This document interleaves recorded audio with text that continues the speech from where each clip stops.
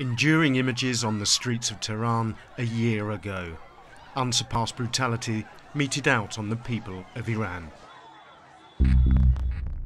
Now, a 3-month investigation by The Guardian and the Bureau of Investigative Journalism has penetrated the very heart of Iran's military elite, the Revolutionary Guard, the defenders of the revolution. These men are breaking every taboo and openly criticising their leadership. They speak of rifts and open dissent in their ranks. They tell us how the regime was gripped by panic and nearly collapsed. They were terrified. They'd prepared themselves to leave the country and flee to Syria, just in case the regime was to collapse. Khamenei's Airbus 330 was waiting, ready to get them out of Iran.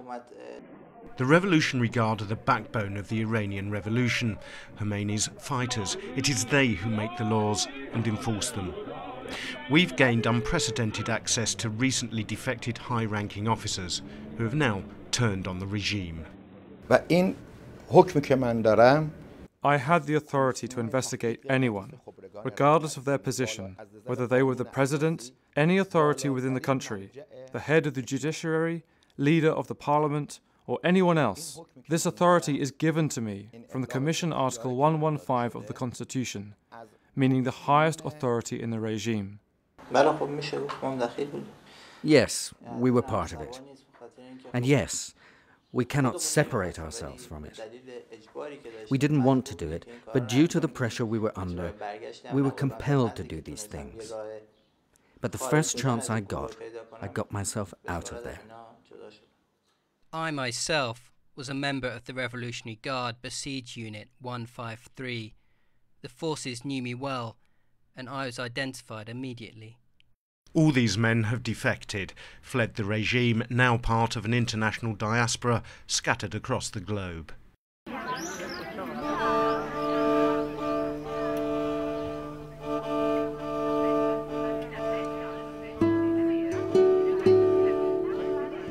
The tourist delights of Cappadocia in central Turkey, a strange place to meet a man who was at the heart of the Iranian regime. The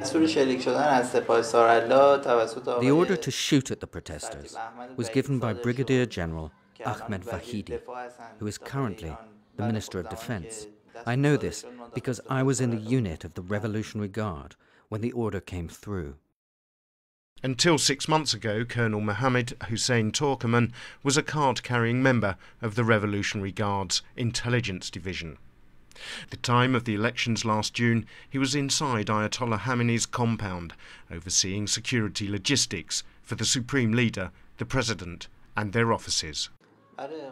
Because of my job, every 5 days I would meet with high-ranking officials, like Mr. Ahmadinejad and his ministers.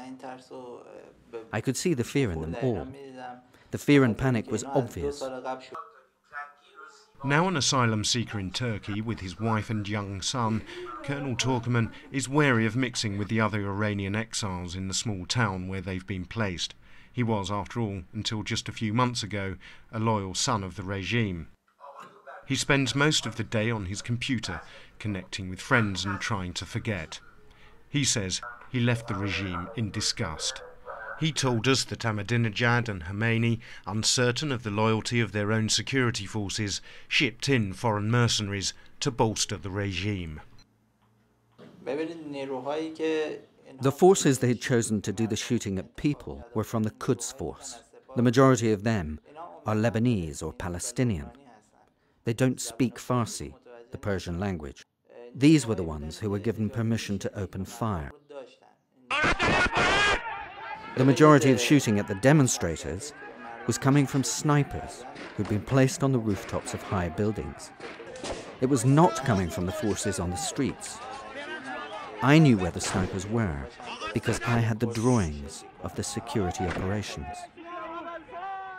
These are the plans he was responsible for drawing up, showing the strategic positions of the security forces, blocking protesters from the presidential and supreme leaders' offices.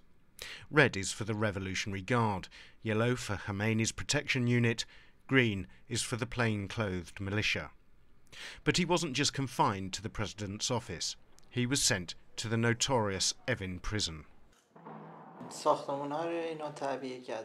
They had built places within the prisons, specifically for torturing people. There's a basement in Evin prison where I was called in to look at the ventilation. It was extremely bad.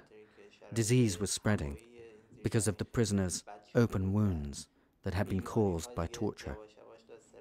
When I was there was this young woman, the daughter of a martyr, whose name I prefer not disclose. I think it would not be right.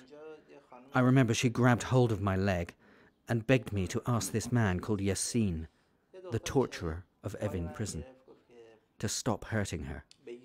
The situation is extremely bad in Iran. They claim to be a religious state, a government based on religion. Well, I can say right now that God does not exist in Iran. He later told me that she'd been raped. It was seeing the victims of torture firsthand that made him think of leaving.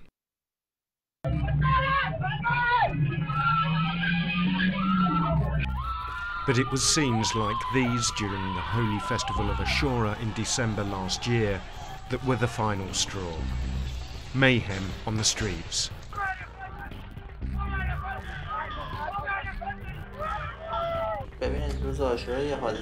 Look, something very important happened here during Ashura. The violence, I think, was very similar to what we'd seen in the days after the June elections. The people were attacking all the government institutions, and the regime was once again unable to stop them. Protesters were even run over by cars. Yes, it's true. The government was nearly overthrown on the day of Ashura. I witnessed this. It was after this that the real reign of terror began. Colonel Turkoman knew that if the regime fell, he would go with it.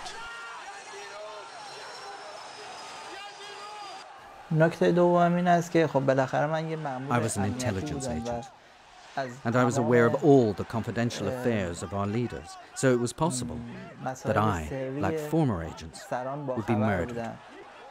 They could kill me too, and so there was no guarantee for my life. This footage was shot by Iranians at extreme risk to themselves. Fed out to the world via the internet, it paints a terrifying picture of Iran over the past 6 months. A country where public hangings have become a favoured method of intimidation. Amnesty International says there have been 115 so far this year. Despite the oppression, Iranians have found new ways to voice their dissent. These images were fed to the internet in the past few days.